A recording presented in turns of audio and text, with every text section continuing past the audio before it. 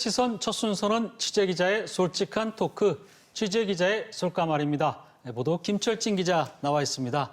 네, 오늘은 어떤 뉴스부터 시작할까요? 약속했던 높이보다 3배 높은 곳에서 떨어진 낙하 명령, 결국 소방대원 2명이 다쳤습니다. 구조대원 잡는 구조훈련, 과연 책임은 어디에 있는지 관련 뉴스 먼저 보시겠습니다. 2달 전 대전 소방본부 소속 항공대 구조대원으로 전입한 A대원. 지난 월요일 대청호에서 열린 여름철 순환사고 구조훈련은 끔찍한 기억이 됐습니다. 헬기에서 뛰어내리는 이른바 드롭 훈련에서 사고가 나 늑골이 골절돼 폐가 손상됐고 물안경이 깨지며 얼굴은 피투성이가 돼 70반을 넘게 꿰매야 했습니다. 문제는 약속된 높이보다 3배 가까이 높은 위치에서 떨어진 낙하 명령. 통상 3에서 5m 높이에서 뛰어내리는 훈련인데 헬기 조종사는 훈련에 처음 참여하는 A대원에게 10m가 넘는 위치에서 뛰어내리라 한 겁니다. 사고 당시 함께 타고 있던 정비사가 기장에게 고도가 높으니 낮추라고 말했지만 기장은 이를 무시하고 구조대원들에게 뛰어내리라고 지시한 것으로 전해졌습니다. 피켓을 든 소방관 한 명이 15m가 훌쩍 넘는 소방서 옥상 위에 올라섰습니다. 대전 소방본부가 위치한 시청 앞에선 진상규명을 촉구하는 기자회견이 열렸습니다. 지난 21일 대청호에서 발생한 소방헬기 사고와 관련해 소방노조 준비위원회가 일제히 목소리를 높였습니다. 문제의 핵심은 당초 약속과 다른 높이에서 낙하 지시를 내린 민간헬기 기장과 이를 관리, 감독하지 않은 소방 항공대장에 대한 책임. 평소 때처럼 3에서 5m 높이로 예정됐던 훈련이 갑자기 3배 가까운 10m 이상 높이에서 진행됐고 이 과정이 통제되지 못했다는 겁니다.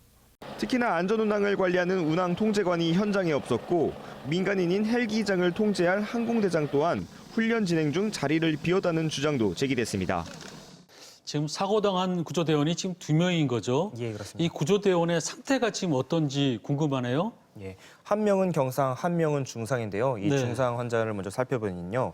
급한 상황은 좀 넘겼습니다. 그래서 중환자실에선 나온 상태인데 이게 처음엔 늑골 골절 등으로 인해서 폐까지 다치면서 호흡도 힘든 상황이거든요. 그래서 마약성 진통제도 여러 방 맞을 만큼 무척 힘든 상황이었는데 지금은 그런 위중한 상황은 넘겼고요. 근데 워낙 부상 부위가 다양하다 보니까요. 뭐 발목 골절부터 치아 치료, 그다음에 얼굴의 찰과상까지 앞으로도 치료는 계속 이어져야 될 전망입니다. 네, 지금 이 리포트를 보니까 한 15m 이상에서 떨어진 것 같은데 도대체 기장은 왜 뛰어내리라고 한 겁니까? 사실 제일 궁금한 부분이 왜 그 높이에서 낙하 명령이 떨어졌냐인 걸 텐데요. 여기에 대해 많은 뒷이야기들이 있긴 하지만은 일단 지금 정확하게 나온 것은 기장이 증언한 내용인데요. 네. 기장이 말하기를 추락 위험 때문에 그 높이에서 그 낙하 명령을 내렸다라는 겁니다. 이게 수면에 가까이 붙어서 헬기가 정지 비행을 하는 게 사실 기술적으로는 꽤나 어려운 그런 자세인데요. 지난 4월에 같은 업체가 운항을 했던 그런 헬기가 비슷한 장소에서 사고가 난 적이 있기 때문에 그 사고 트라우마가 있다는 겁니다. 하지만은 이 설명이 석연치는 않은 게요. 그렇다면 훈련 직전까지 왜 3에서 5m 내에서 이렇게 훈련을 진행하겠다라고 약속을 한 것인지, 그리고 또 정수면에 가까이 못 붙겠으면은 대원들에게도 그 낙하 명령을 내려면은 안 되는 것이 아닌지 그런 말들이 나오고 있는 상태입니다. 네, 그러니까 이제 사고 위험 때문에 그랬다고 하는 건데 당초 3에서 5m 낙하 훈련 자체가 존재해서는 안 되는 게 아닌가. 만약 그렇게 어렵다면은 그런 생각이 좀 드는데 구조대원은 그 당시에 이렇게 뛰어내리라고 하면은 무조건 뛰어내릴 수밖에 없는 상황인 건가요? 예, 그렇습니다. 먼저 헬기 안에서 기장의 명령은 절대적입니다. 그리고 또한 현장의 말을 들어보면요. 이제 구조대원들은 이 높이가 몇 미터인지 가늠하기 어렵다는 겁니다. 이게 수면 위에서 수직으로 뛰어내릴 때 이게 뭐 다른 지상과 다르게 뭐 거리를 가늠할 수 있는 것들이 없으니까 이게 3m인지 5m인지 10m인지 알 수가 없다는 건데, 그래서 기장이 명령을 내리면 이게 평소 연습했던 높이겠거니 약속했던 높이겠거니 뛰어내리는 건데 이 길이가 훨씬 더 길다 보니까 이 과정에서 좀 균형을 잃거나 떨어질 수가 있다라는 것이죠. 그리고 일각에서는 사실 다이빙도 10m 이상 높이에서 하는데 구조대원이 그쪽에서 떨어뜨리는 게 뭐가 잘못이냐, 그렇죠. 구조대원이 잘못한 게 아니냐라는 말도 하시는 분들이 계신데 그것과 단순 비교하기가 굉장히 어려운 게요. 헬기에서는 그 바닥으로 내리는 그 강한 바람이 불기 때문에 일반 일반적인 높이에서 뛰어내리는 거랑 훨씬 더 어려운 그런 상태인 거죠. 또 그 과정에서 수영장 같은 경우는 뭐 실내지만 여기는 실외이기 때문에 이게 수평으로 부는 바람들도 많아서 균형을 잃고 떨어지기가 무척 쉽다는 겁니다. 결과적으로 안전사고가 날 수밖에 없는 높이에서 대원들은 아무것도 모른 채 명령에 따라서 뛰어내린 것입니다. 말씀하신 대로 뭐 수영장에서 15m 다이빙도 있는데 거기서 뛰어내는 게 그렇게 큰 사고를 불러올 수 있느냐 생각하는데 얘기를 듣고 보니까 그럴 수 있겠네요. 헬기가 바람이 많이 불면은. 예, 그리고 또 어쨌든 간에 지금 많이 다쳤잖아요. 그죠? 근데 이제 사고 원인 분석이 굉장히 중요한데 지금 항공대장 또 운행통제관 그리고 또 기장 이렇게 이제 많은 사람이 관련이 돼 있어요. 책임 소재를 저희가 좀 파악하기 위해서는 이게 시스템이 어떻게 돼 있는지를 좀 알아야 될 것 같은데 어떻게 돼 있습니까? 예, 먼저 아까 잠깐 말씀드린 기장에 대해서 먼저 말씀을 드리면요. 기장은 헬기 운행에 관련된 그 전반을 책임지는 자입니다. 항공기 중에서도 헬기 같은 경우는 그 사고 위험이 높다 보니까 현장의 판단이 중시되고 그에 따라서 기장의 목소리도 클 수밖에 없습니다. 그래서 이 기장의 현장 판단이 중요하고 그 명령도 절대적인 것인데 그렇다면 기장의 잘못된 명령에도 모두 다 따라야 되느냐? 이거에는 좀 의문이 따르는 것이죠. 이 훈련이 진행된 항공대 자체가 이 항공대 운영 전반을 책임지는 항공대장이 있습니다. 또 항공대가 소속된 특수구조단에는 이제 특수구조단장이 있어서 이 구조단장이 운항통제관으로 임명이 됩니다. 그래서 이 안전운행, 항공기 안전운행에 관한 모든 것을 책임지게 되는데 이번 사고에서는 이 운항통제관이 없었고요. 또 그 현장에.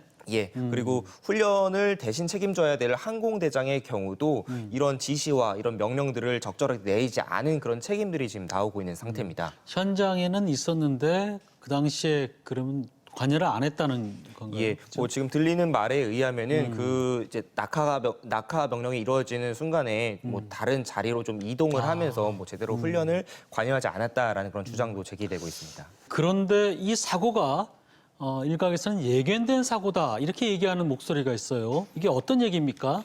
예, 앞서 지적한 부분들 중에서 이제 책임자들의 지휘 부재 외에도 안전장치가 충분히 마련되지 않은 상태였다라는 그런 말들이 있어요. 가령 헬기 자체로 보면요, 뭐 서울과 제주의 경우는 자체 헬기 소방 헬기에 마련된 안전 장비들이 대전 같은 경우는 전혀 마련되지 않았다라는 그런 지적들이 있고요. 또 훈련 당시 안전을 위해서 당연히 그 아래에 뭐 구명보트라던가 이런 안전 장비들이 대비가 돼 있어야 되는데 그 당시 그런 것들이 전혀 마련되지 않았다라는 겁니다. 결국에는 이 안전을 위한 지휘도 없었고 또 장비도 없었던 상황에서 결국 터질 사고였다라는 거죠. 기본적으로 이 헬기 자체가 소방청의 헬기가 아니라 민간 용역으로 지금 저희가 쓰는 헬기잖아요. 그죠? 예, 그렇습니다. 네, 그 부분도 뭔가 해결이 돼야 될 것 같고. 예. 취재 기자의 솔감을 들어볼까요? 국민의 생명과 재산을 지켜주는 소방대원, 그들의 안전은 과연 누가 책임질지 의문입니다. 네. 정말 어떻게 보면은 뭐 구조를 하는 구조대원이 오히려 어떻게 보면 덜미가 잡힌 이런 상황인데 참 안타깝습니다. 이런 사고가 일어나지 않았으면 하는 바람이고요. 네. 자, 다음 소식으로 넘어가 볼까요? 예. BRT 도로공사에 갈 곳을 잃은 가로수 100여 그루가 있습니다. 명품 도심 숲길로도 선정됐지만 이젠 볼 수 없는 유성대로 가로수길 관련 뉴스 먼저 보시겠습니다. 푸른 잎이 싱그럽게 휘날리며 건물 3층 높이로 자란 가로수들이 시원한 그늘을 만들어 도심의 삭막함을 줄여줍니다. 2015년 산림청이 전국에서 가장 아름다운 도심 숲길로 선정한 대전 월드컵 경기장에서 반석동까지 5km 나구송 가로수길입니다. 그런데 이 구간 가로수 183그루 가운데 60%인 108그루가 베어지거나 가지들이 대부분 잘려진 채 사라질 위기에 놓여 있습니다. 대전시가 유성터미널에서 세종시간 BRT를 설치하면서 중앙화단을 없애고 BRT 정류장 건설을 추진하기 때문입니다. 시는 BRT 정류장이 도로 중앙에 설치되기 때문에 중앙화단의 가로수를 베어내거나 이식할 수밖에 없다는 입장입니다. 명품 가로수길을 살리고 BRT도 이용할 방법은 과연 없었을까?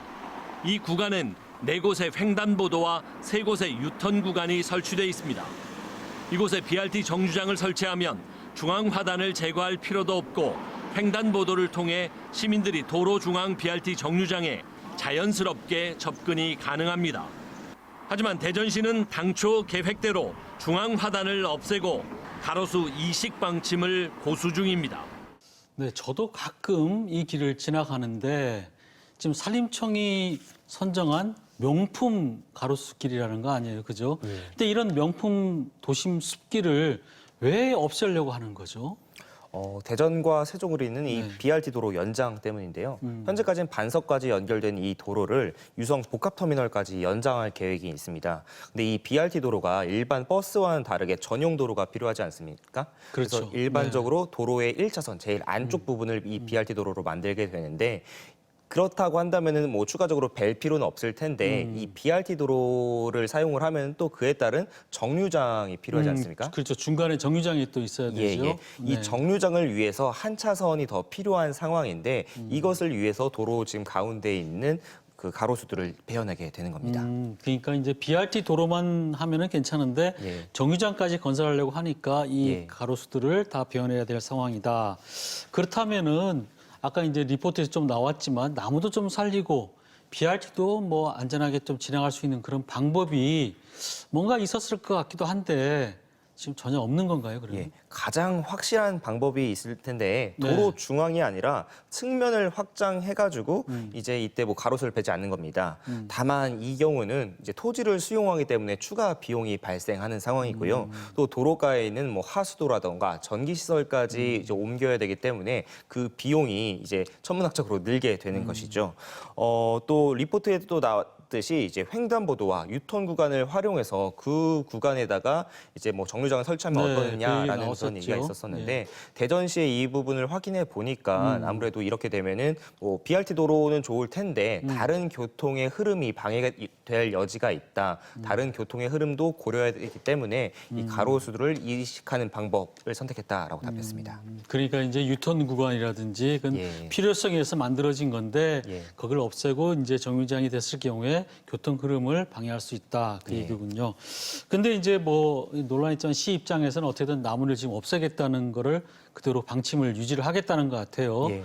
근데 그렇게 될 경우에는 그 나무들은 그 100여 그루가 넘는 나무들은 어떻게 되는 겁니까? 일단 계획은 뭐 베어내는 게 아니라 이식이긴 합니다. 네. 뭐 아직 부지도 정해지진 않았지만은 이 가로수들을 뭐 베어내지 않고 어디에 잘 보존을 하겠다라는 건데, 근데 확인을 해보니까 이 가운데에 심어진 나구송의 경우는 이식을 했을 때 그 성공률이 낮은 수종이라고 해요. 그래서 지금 되게 잘 갖춰진 이 아름드리 나무들이 다른 곳으로 옮겨간다고 한들 지금의 모습을 다시 못 볼 가능성이 크다라는 겁니다.